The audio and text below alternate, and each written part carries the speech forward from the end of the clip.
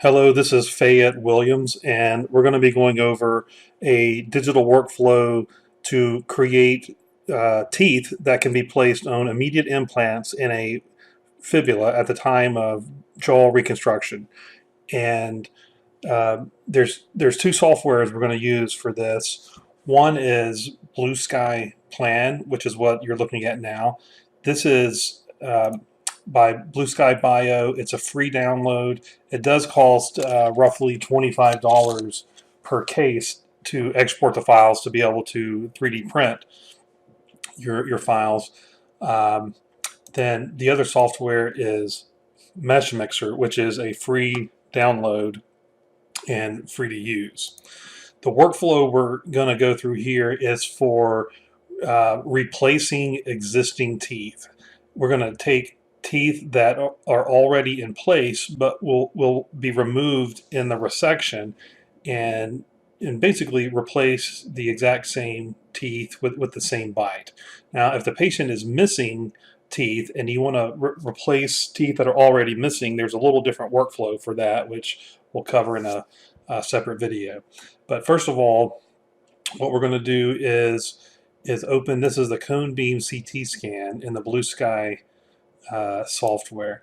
And most of our work is going to be in this bottom left window. There's an icon here that allows you to bring this up into a full screen view also. And I'm going to shrink that down for now.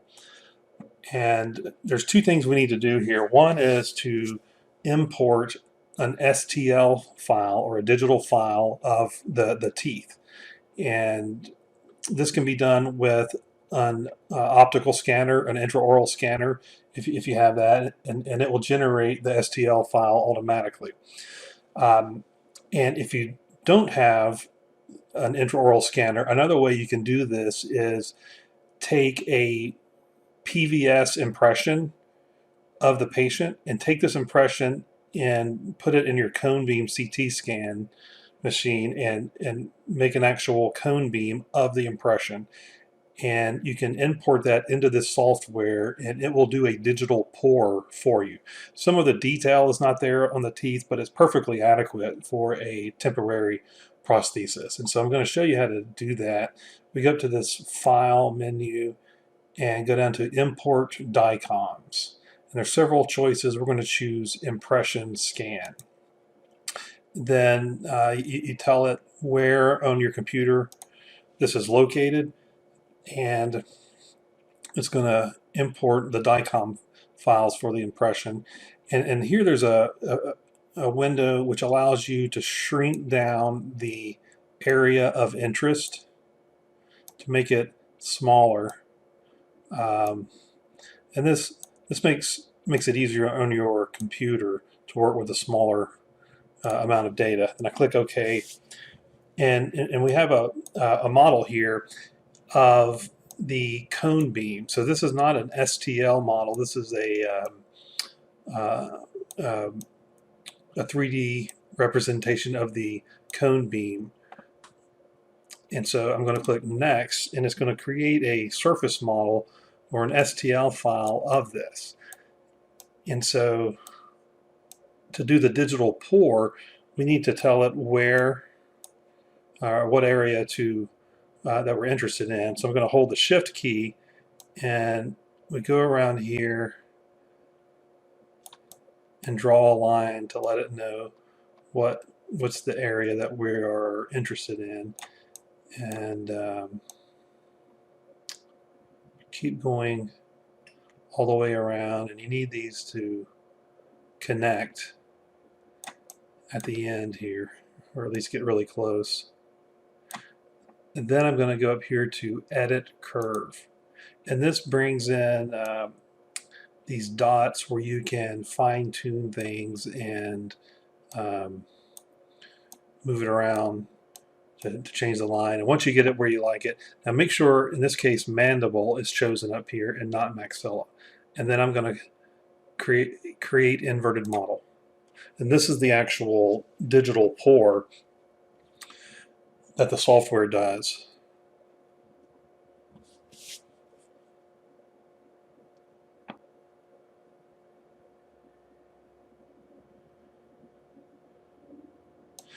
Good. So now we have this model that was created from a cone beam of the impression. And we actually see on the lingual surface there's some bulk here. This is the actual tumor that's picked up in the impression. So now I'm going to click next. And the last part of this is to align this with the cone beam of the patient's jaws. So I'm going to choose mandible and click OK. And there's an automatic alignment process, and the computer does a pretty good job of doing this. Now, in general, your cone beam of the patient is best taken with the teeth apart.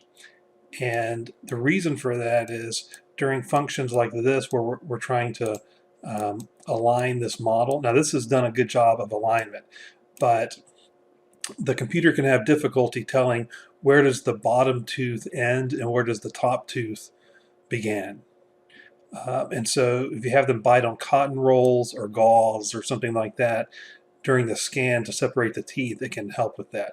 Now, in this case, we were successful, and it's most likely because this is a young patient that does not have any metallic restorations.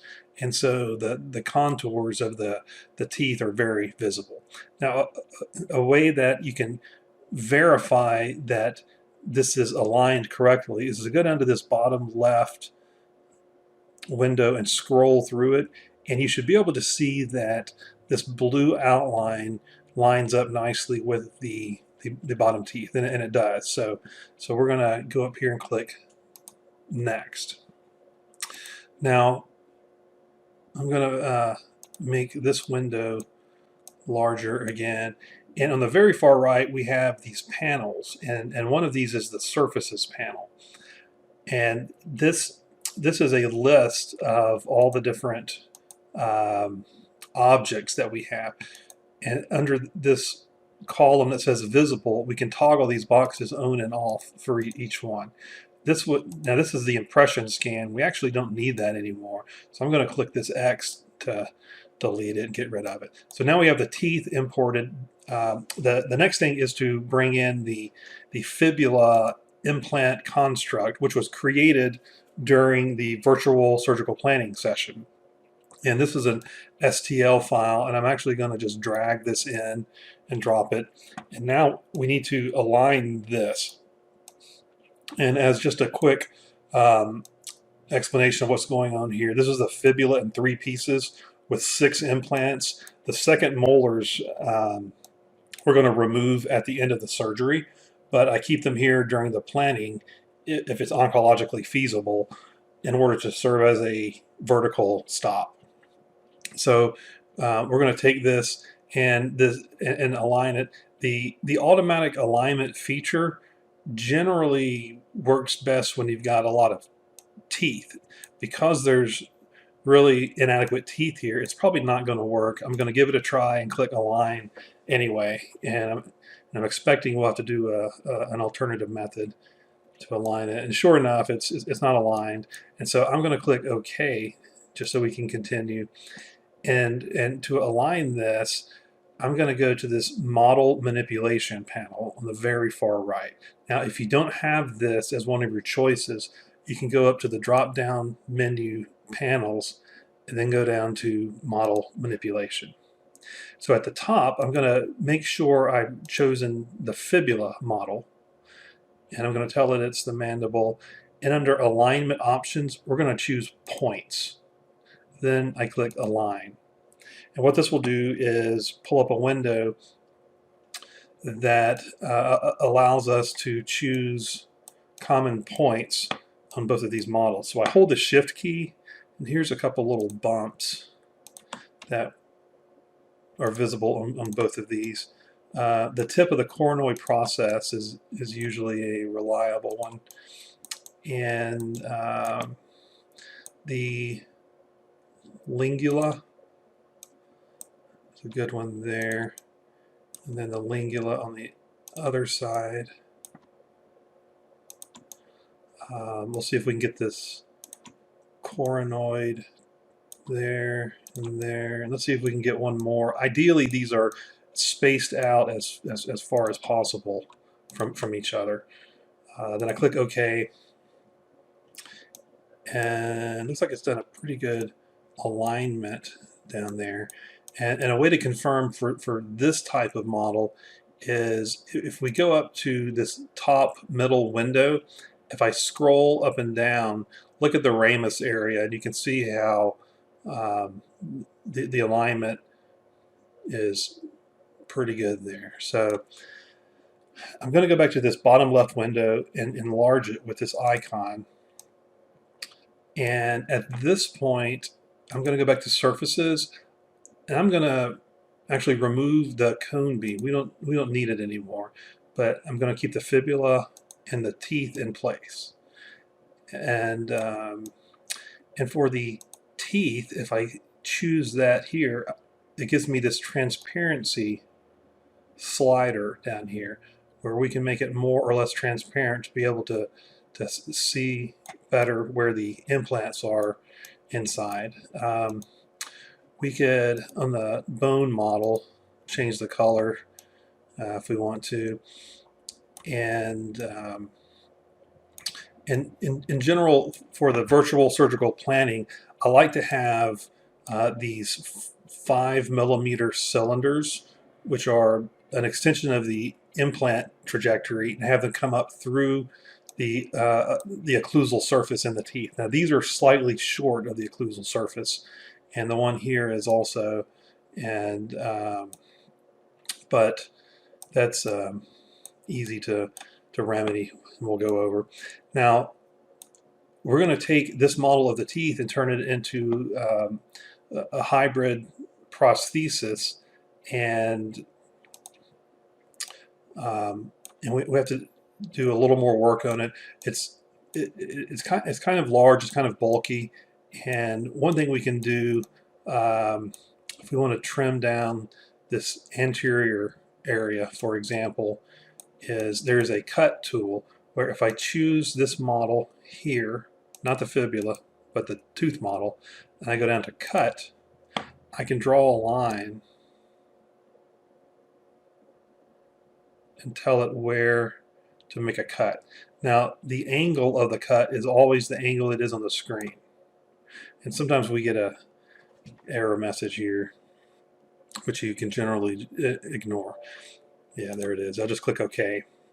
And now the angle of that cut is always going into the screen. So if I move this upwards, you can see a little bit how that angulation works there. And that's one way that you can trim away some of this excess. But at this point, we're going to move these into Mesh Mixer, the other software, where we can do that a little easier here. And to do that, I'm going to go to File, then Export Data. And we have these different windows, and these are the two files that we have, the fibula and inverted mesh. That's the teeth. And I'm going to choose the fibula and click the export. Now, this is where you have to pay the export fee in the software, and you usually purchase exports several at a time. And if it's the first time you've done it, it will prompt you to purchase the exports. And so when I export this, let's see, it's going to save that file, and now I'm going to go export again, export data, and one was the fibula, the other was the teeth.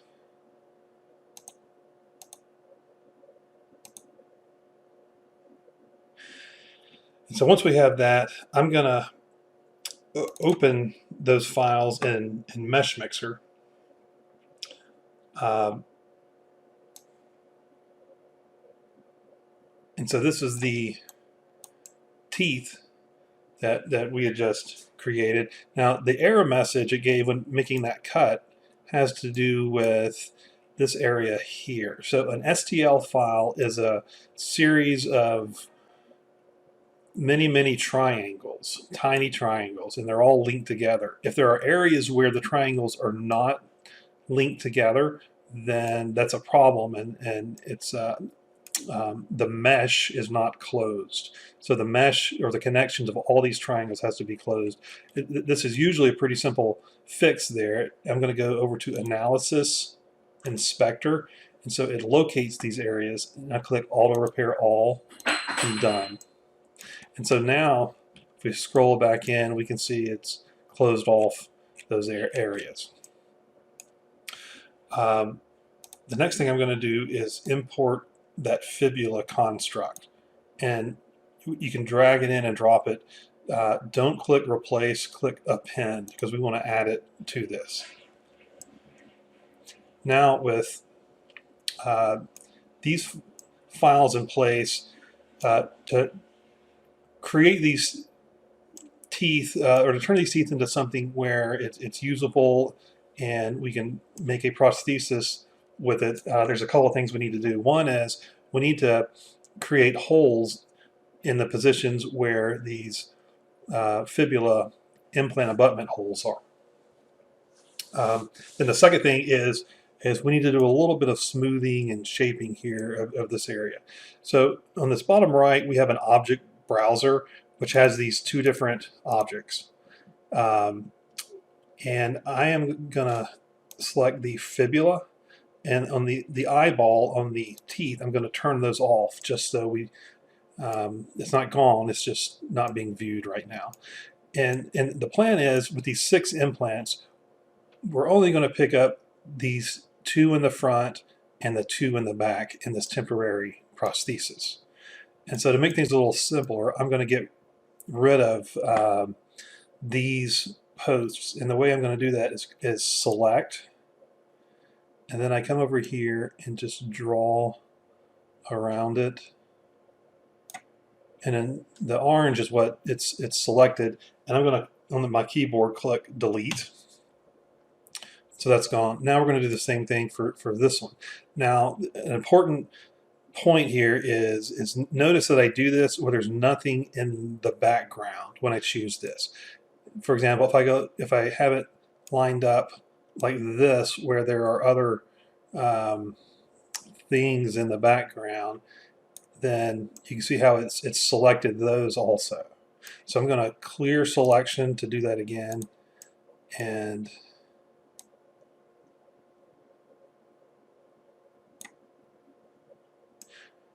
actually it grabbed a little bit there, which is not good. So I'm going to do it one more time.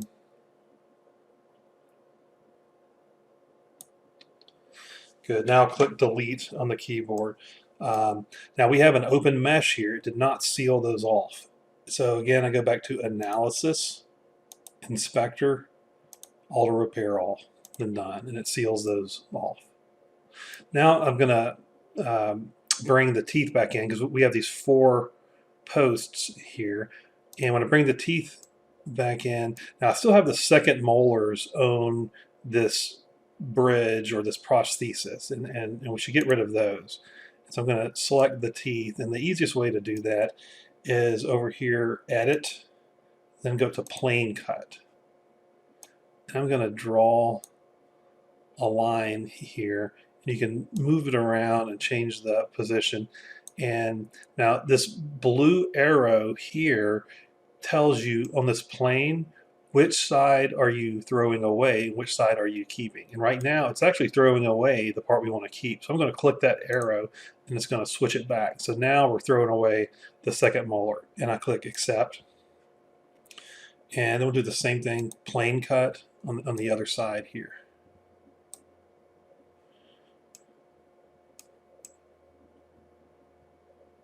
And it is possible you can change the angles here.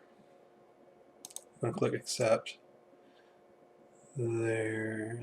Actually, I'm going to do it one more time just to make it a little more vertical. There we go. And if you do a lot of changes, it can be good to click Analysis, Inspector, and I think, yeah, there's an error there, so I'm going to do repair all and done. So the next thing, we're going to subtract the abutments here, or at least the space that they occupy from the teeth. And the way we do that is I'm going to select the teeth in the object browser, and then I'm going to hold the control button on the keyboard so that at the same time I select the fibula. Now this menu comes up and you should have some Boolean functions here which are not there, and usually this has to do with these teeth are not a solid object, and so I'm going to choose Edit, Make Solid, and click Accept. Now it's going to give me a new model of teeth here. So if I and I'm not going to go into too much detail of why that happens there, but that's the fix for it. So now I choose a solid, and then I hit Control and choose the fibula. Now this menu pops up. Now we have these three Boolean functions, and Boolean functions have to do with where two different models intersect and they occupy the same space. This tells you what you have different options of what to do with those, and we're going to choose Boolean difference. So when we select this, now you can see it's created holes in this model. You need to uncheck these two boxes, preserve group borders and auto reduce result, which I won't go into here also, but then you click accept. And so now we have this model with the holes in the correct space, and now we just need to clean it up a little bit. And what we're going to do is go to Sculpt. Then you have this new window. We're going to go to Brushes and choose Shrink Smooth. I tend to turn the strength all the way up on this. And now we're able to just go through here and smooth and recontour this.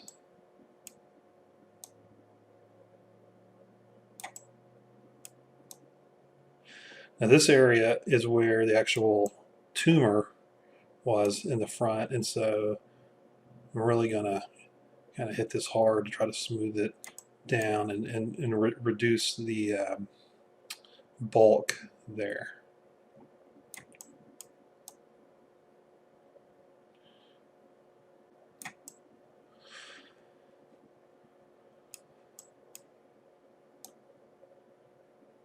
There's somewhat of a limit to how much you can use this tool, because what you're doing here is making the triangle smaller and smaller, and so there's a little bit of diminishing returns the more that you do this smoothing here.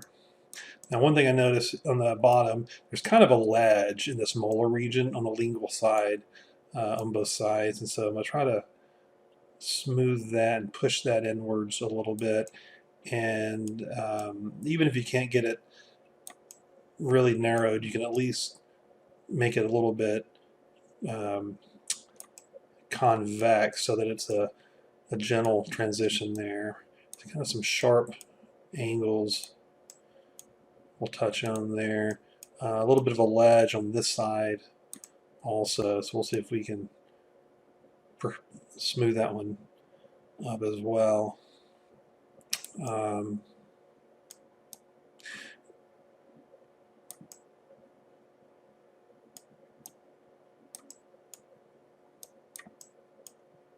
And I'm staying off the teeth for the most part, just to try to preserve the anatomy of the teeth and the gingiva right around those teeth. And we've got things pretty well contoured and smooth here. Oh yeah, these holes on the top, I'm going to make the size of this smaller, and I'll just shrink down that material so that it'll open up those holes also.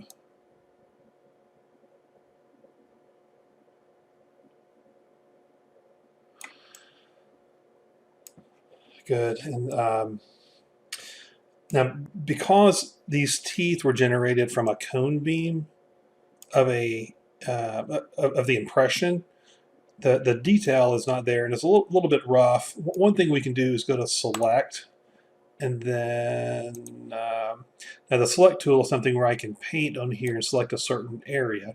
But if we double click, it selects the entire model.